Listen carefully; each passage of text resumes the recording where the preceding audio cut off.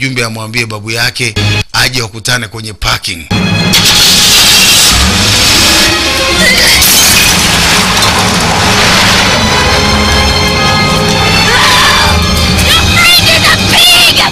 Rafiki yako ni nguruwe na atakufa nyembamba, lakini wewe utakufa wa kwanza, we bastard.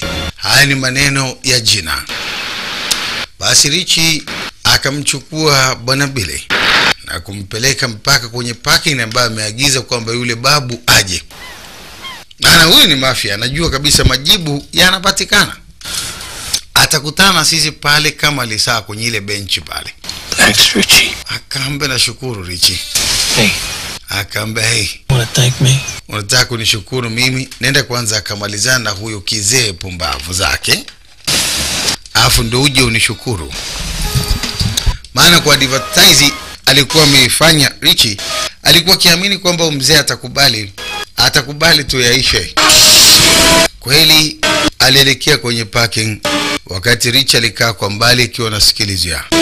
Jamaa yangu sasa anafunika mpaka sura, amevaa makoti sijui ni mangapi, hali yake ni mbaya, angalia. Kachoka vibaya. Yaani mbakia sasa ni nguvu kupumua tu, maana ni mfupa mtupu. Alipata usingizi kwanza. Wake up. Akasikia anaambiwa amka. Mzee akamkagua, amka, hujafa bado. Mzee kaja kweli. Alisikia harufu. Akaambiwa kwamba unaota ndoto wakati unanuka kama mfu. Labda unafikiri bado unaota, sio unaota? Mzee alikuja kibusara sasa. Ameshikilia pai. Akaambia, je, hii inaonekana ndoto kwako wewe mzungu kutoka mjini? You killed my daughter. Umemuua binti yangu. You deserve to. Lakini unastahili ufe na wewe, na ndio maana nilikulaani. Lakini sasa maana mambo yanakwenda kuwa mabaya kwa sababu ya rafiki yako kichaa huyo. Already. Kwamba Galina wangu umemuua mume wake. Little girl. Na unataka kumuumiza binti yangu? Akama sikutaka kati haya. Unataka utolewe laana, si ndio? Kwanza kabisa ili utoe hiyo laana unaiweka kwenye hii pai. Akamshika ule mkono uliotobolewa. Then anafu baada ya kutoboa pai, you give this pie. Unaipa hii pai hii laana, akatoboa na kisu pale kwa maumivu tena. Hii laana iliyoko ndani ya wewe iende kwa mtu mwingine. Akatingishia kile kisu, afu akamiminia ile damu pale, ndo anaitoa ile laana anaiweka kwenye ile pai.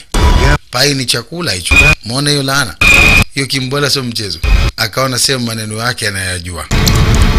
Akakamua damu pale kwenye ile pai. You gain weight. Akaambia utapata uzito, utanenepa chap tena kwa haraka sana. Lakini unatakiwa ujue kinachoendelea. Lakini kuna mtu anatakiwa ale hii pai mapema hivi karibuni. Yeyote atakayekula hii pai atakufa haraka na atakufa vibaya.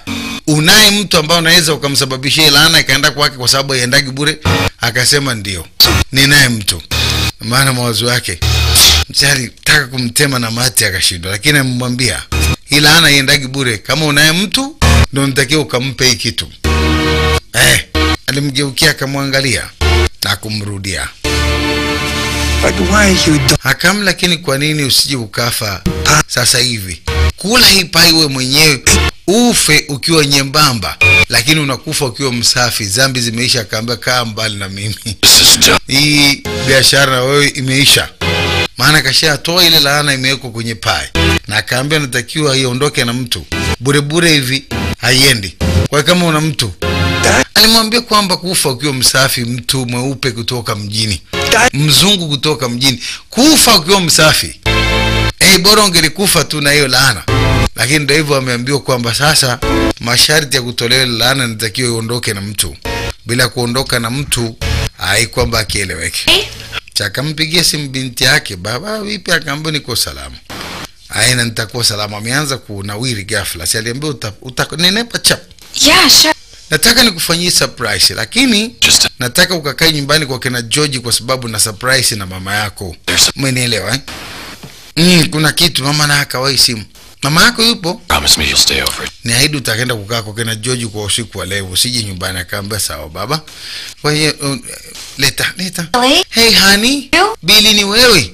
Ana hasira naye huyu mwanamke. Akaambia ndio. Haiko mambo yameshakaa vizuri, nakuja nyumbani mama. Siku kadhaa tu nitakuja nyumbani, lakini anaongea ana hasira na huyu mwanamke. Anadhani kwamba ndio amemlenga kumpa hiyo kispecial naye akutane nacho. Kweli akaja na ile pai nyumbani, lakini alimtaka mtoto wake akakaa kwa jirani ili asije akajimixi ikala pande zote. Mpango wake ni kwamba mwanamke huyu alionitendea inachemka, muone ngoma. Yeye ndo anaona kitu inavyoita, inaita mtu inatakiwa iliyo haraka alivyoambiwa, na imejifunga ile